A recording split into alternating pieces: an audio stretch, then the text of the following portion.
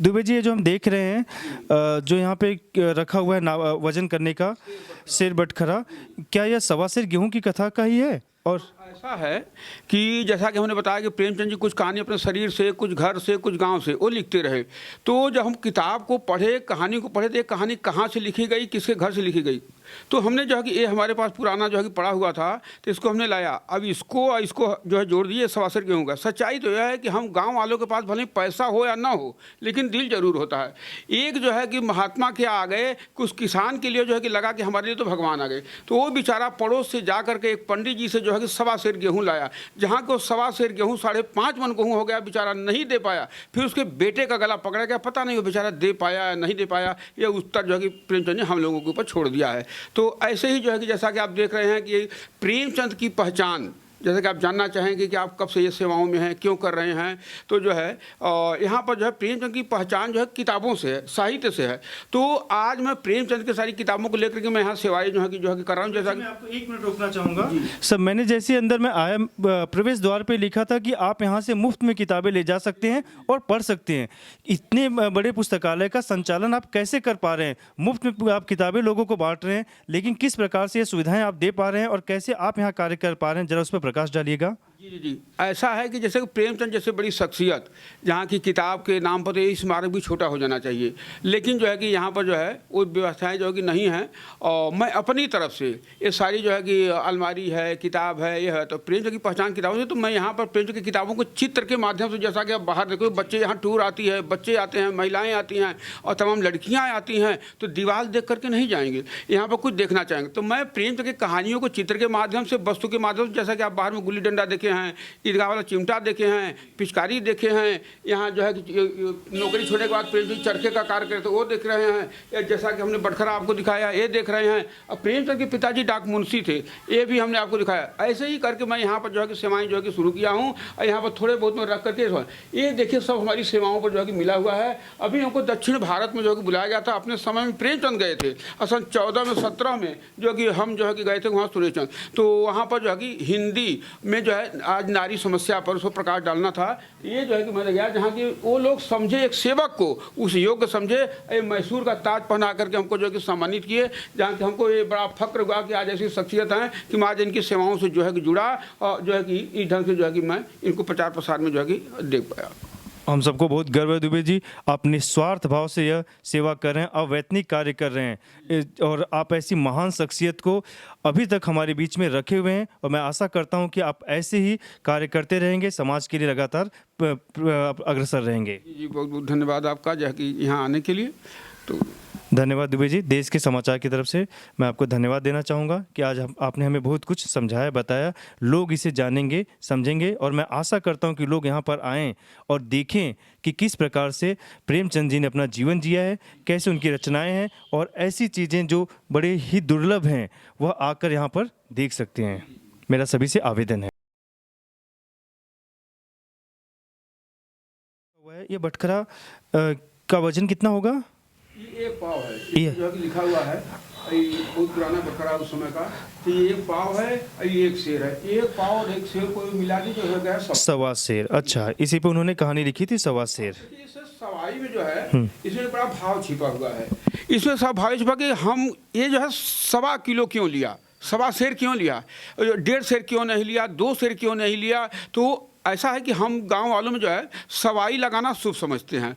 तो वो जो है शंकर महतो बेचारा गया तो 1.25 सेर गेहूँ लाया, लेकिन उस शंकर महतो को क्या बेचारा को पता था कि हम सवाई लगाने से जो है कि मेरी ज़िंदगी को बर्बाद। तो जहाँ वो जो है कि वो सवाई लगाया उसके जो है कि इतना शुभ होगा, लेकिन उसके लिए सवाई लगाना इतना अशुभ हुआ कि उसकी ज़िंदगी ही जो है कि चली गई। तो वो जो है आज सवाई का मतलब, आज हर जगह पूजा पाठ होता है तो जो है कि सवाई जो है कि लगाते हैं, लेकिन शंकर महतो के लिए इतना अशुभ क्यों हो गया। तो लगता है कि जो है कि प्रेमचंद जी इसको भी जो है कि उसमें जोड़ करके इसको आडंबरों पर जो है कि दिखाया, अंधविश्वासों पर जो है कि दिखाया है। जी, धन्यवाद दुबे जी, आप सही कह रहे हैं। हम चित्र में देख सकते हैं कि यह प्रेमचंद और जयशंकर प्रसाद जी की दुर्लभ तस्वीर है, और दोनों जन के संबंध बड़े अच्छे रहे। जैसा कि आप जानते हैं, जयशंकर प्रसाद जी जल्दी किसी से मिला नहीं करते थे, मगर प्रेमचंद जी से उनका घनिष्ठ संबंध रहा है।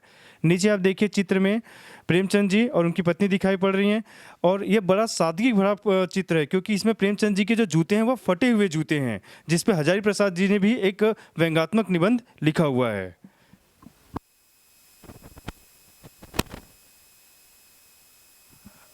चित्र में देखिए यहाँ पर जो यहाँ के संचालन करता है माननीय दुबे जी, जिनको पुरस्कृत किया जा रहा है उनके इन सामाजिक कार्यों से, क्योंकि उन्होंने इतने महान लेखक को हम सबके बीच में आज भी जीवित रखा है अपने कर्मों से। तो ऐसे महान व्यक्ति, ऐसे महान शख्सियत को हम चाहेंगे कि और भी पुरस्कार दिए जाएं, लोग इन्हें जानें और समझें। आप देख सकते हैं कि ये सारे के सारे पुरस्कार दुबे जी को दिए गए हैं, क्योंकि ये कई वर्षों से लगातार साहित्य के कलमकार के सिपाही प्रेमचंद जी को हम सबके बीच में जीवित रखे हैं।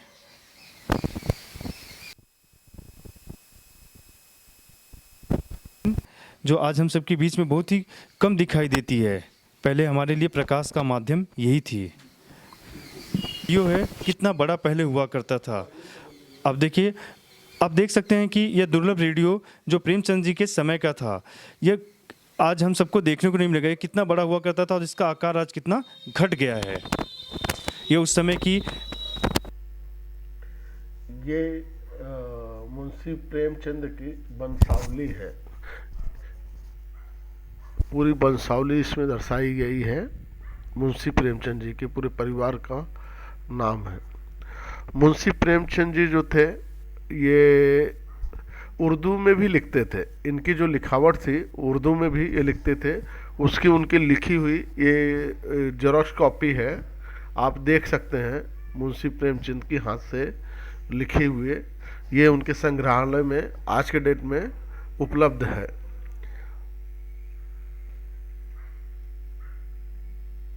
ये इस भी बहुत अच्छा लिखते थे। देख रहे हैं कि मुंशी प्रेमचंद की हाथ की ये लिखावट भी है इंग्लिश में। मुंशी प्रेमचंद जी ने यूनिवर्सिटी ऑफ इलाहाबाद से ग्रेजुएशन किया है। उसका सर्टिफिकेट है ये। Allahabad university of Allahabad. मुंशी प्रेमचंद जी के certificate xerox copy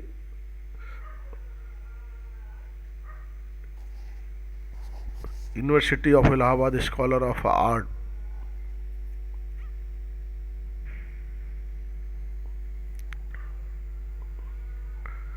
Dhanpat Rai के नाम से ये जो जेरॉक्स कॉपी नियुक्ति पत्र है, जो इंस्पेक्टर की पद पे उनकी नियुक्ति हुई थी, ये उसकी प्रतिलिपि है।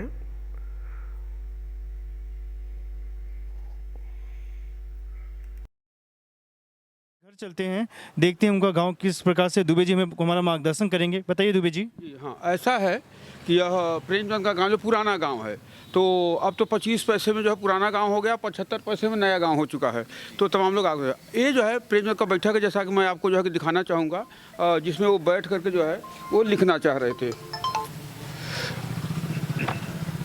हम देख सकते हैं कि प्रेमचंद जी का जो बैठक घर है, जहाँ पे प्रेमचंद जी लिखा करते थे। माननीय दुबे जी हमें दिखा रहे हैं कि आप अंदर आकर देख सकते हैं किस प्रकार से